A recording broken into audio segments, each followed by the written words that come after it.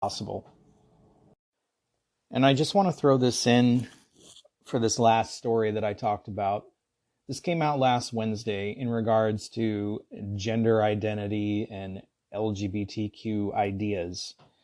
On Wednesday, last week, the American College of Pediatricians said there is no long-term evidence that mental health concerns are decreased or alleviated after gender affirming therapy. After reviewed more than 60 studies on the effectiveness of sex changes on minors. In a statement, the ACPEDS revealed adolescents who have a gender identity not congruent with their biological sex have an increased incidence of mental health issues, including depression and suicidal ideation. Both before and after gender-affirming therapy, adolescents who have gender identity incongruence are at a higher risk for psychopathology than their peers who identify with their biological sex, the statement continued. Previous adverse childhood experiences may play a role in that psychopathology and needs to be explored in helping these patients. The statement noted that there are no long-term studies demonstrating benefits nor studies evaluating risks associated with the medical and surgical interventions provided to these adolescents, and that many individuals who have been treated with gender GAT later regret those interventions and seek to align their gender identity with their sex. Because of the risks of social, medical, and surgical interventions, many European countries are now cautioning against these interventions while encouraging mental health therapy, they added. The statement went on to express concern about parents and healthcare professionals who support sex changes in children. They said those who support this are contributing to increased depression by appearing to validate to the children that something is wrong with their body and biological sex. The ACPEDS have been one of the few American medical organizations that have spoken out against performing sex changes on minors. In a previous statement, they challenged the notion that puberty blockers are fully reversible. They noted that the drug Lupron has been associated with and may be the cause of many serious permanent side effects, including osteoporosis, mood disorders, seizures, cognitive impairment, and when combined with cross-sex hormones, sterility. It was revealed last year that a maker of a puberty-blocking drug funded the Dutch investigative report that resulted in the Dutch protocol being the recommended standard for treating gender-questioning adolescents starting with puberty blockers and switching to cross-sex hormones at the age of 16 years old. Imagine that. Just like in America, these drug companies buy off the freaking government so they can sell their drugs. Same thing here. Same thing happening in America. In recent years, countries like Sweden, Finland, and England have shifted away from the gender affirmation care model and backed a psychotherapeutic approach to treating young people. Interesting. Of course, Washington State's not on board with this yet. They won't be till they've gone too far and a bunch of kids are completely screwed up. And they want to screw your kids up too by including this garbage in public schools, by forcing it into public schools by law. All right, moving on. Senate Bill 5982 modifies the definition of vaccine used by the Washington Vaccine Association.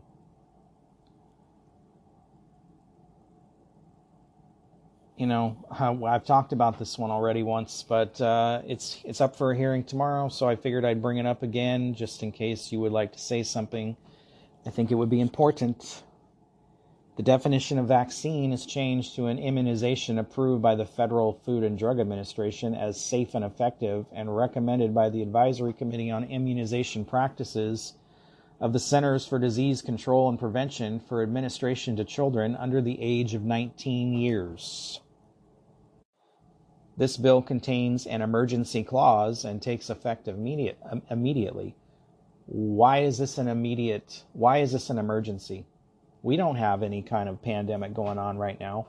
Why is this an emergency and needs to take effect immediately? We've already seen what safe and effective means to our federal government agencies. We've seen the side effects that have occurred across the country. And Washington wants to just jump in bed with the CDC and the FDA and make you take whatever they decide the next time around you need to take.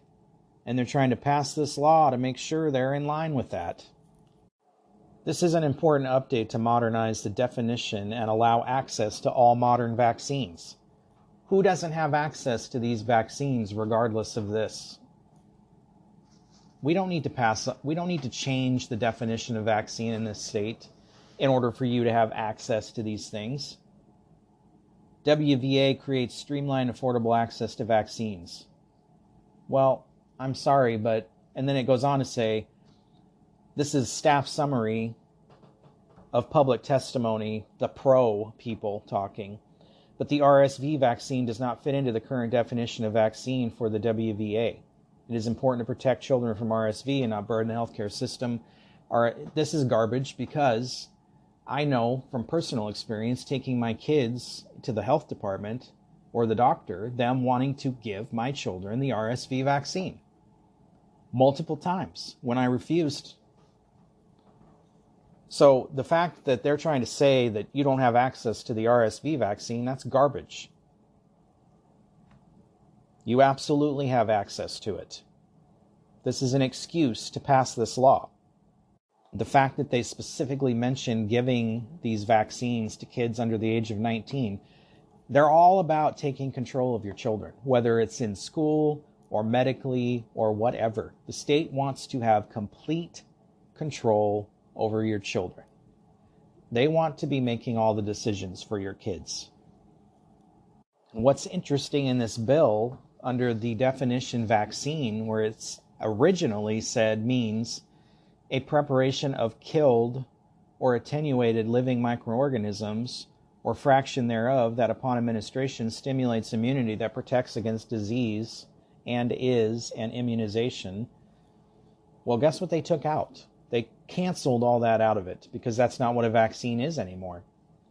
It's not killed or attenuated living microorganisms. It's some other biological living thing that changes your body when it gets into it and creates a bunch of problems, as we've seen previously. These new vaccines, quote unquote, are untested. They didn't spend the time like they did with vaccines in the past. 10 years to develop and approve and test a vaccine before it goes out to people. 10 years. What was it, 8 months in the pandemic, and now they're just going to keep cranking these suckers out? Look at all the heart problems and unexplained death that's occurred that they won't acknowledge. What happened to my body, my choice? The government needs to stay out of medical decisions. That is up to you and your doctor, and no politician should be telling you or your doctor what is best for you. That is between you and the person that went to school for 8 to 10 years to be a doctor, not some idiot politician who hasn't done anything with their life except make up a bunch of stupid laws and sit behind a desk. This is the Senate bill report for ESJM 8006. It's not really a bill, but it's a petition to the federal government to petition them to create a universal health care program, partner with Washington State to implement a single-payer health system, or grant Washington State the appropriate waivers for the state to create a universal health care system. The State-Based Universal Healthcare Act of 2021, in June of 2021, during the 117th Congress, Representative Ro Khanna introduced H.R. 3775, which establishes the option for states, this is federally, by the way, establishes the option for states or groups of states to apply to waive certain federal health insurance requirements and provide residents with health insurance benefits plans through a state-administrated program. Such programs must cover 90% of the residents in the state within 5 years, and plan benefits must be at least as comprehensive and affordable as the coverage under the equivalent federal program. State programs are supported with funds from the federal programs that the state programs replace, which may include Medicare, Medicaid, the Children's Health Insurance Program, the Federal Employee Health Benefits Program, certain federal tax credits, and premium assistance funds. The state program will replace that stuff. The state already offers health care for low income and kids. So tell me why that's not enough. Let's look at a state program, the Long-Term Care Act, that charges us all, starting at age 18, charges us all a monthly amount. And how much is the benefit when you retire? It's like $35,000. Somebody who's 18 and starts paying into that program will pay over $100,000, but they only get $35,000 of it. This is supposed to pay for you to be in long-term care when you're older. Do you have any idea how much long-term care costs right now? It's anywhere from $5,000 to $15,000 a month. That $35,000 is not going to pay for anything, any length of time that you're going to need if you go into long-term care. That is a complete waste. Plus, if you move out of state, you don't get that benefit. You lose it. Even though you paid into it, you don't get any of the money back either. So people who retire, move to Arizona, nope, you don't get any of that benefit. Is this the way they're going to run a medical program? I can only imagine how Washington State would run a medical program. The state doesn't do anything efficiently or effectively. This would be no different. Imagine trying to get the state to approve surgeries or see a specialist. How long that would take, how impossible it would be to talk to somebody if you have an issue. They're going to take away your Medicare or Medicaid in replacement of this.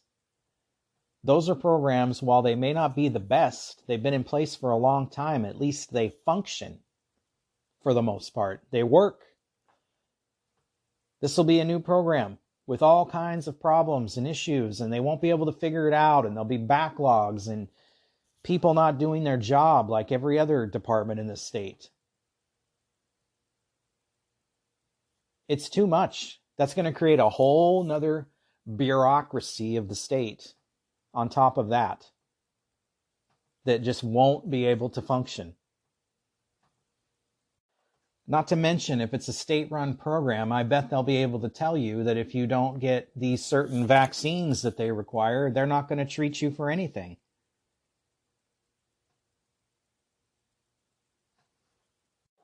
I bet they'll even find a way to take out of your paycheck automatically to pay for this system too. We'll all have to pay into it because we'll all be in it, because this is socialism. So those of us who work will be paying for this health care for everybody else who doesn't, just like the state likes to do. The legislature requests the federal government to create a universal health care program to ensure every resident in the state and country have timely access to health care services without incurring familial debt. Or, absent federal action, partner with the state to implement a single-payer health system by having Congress pass House Resolution 6270, or grant the state the appropriate waivers to remove restrictions on the state's ability to create a universal health care system. This is a bad idea. Just another in a long line of bad ideas. We don't need this in Washington. Washington State has a health care system for its low income and kids.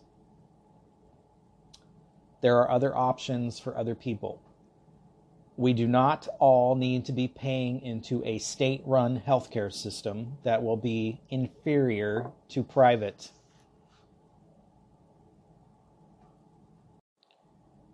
This is Senate Bill Report on E2SSB 5635, which is concerning victims' rights. Provides additional rights to have the victim's safety considered in bail considerations, to provide written input when the court sets a date for trial, and to be informed of the offender's place of incarceration, release from confinement, and any escape. specifies that the legislature intends to provide funding sufficient to support crime victim advocates and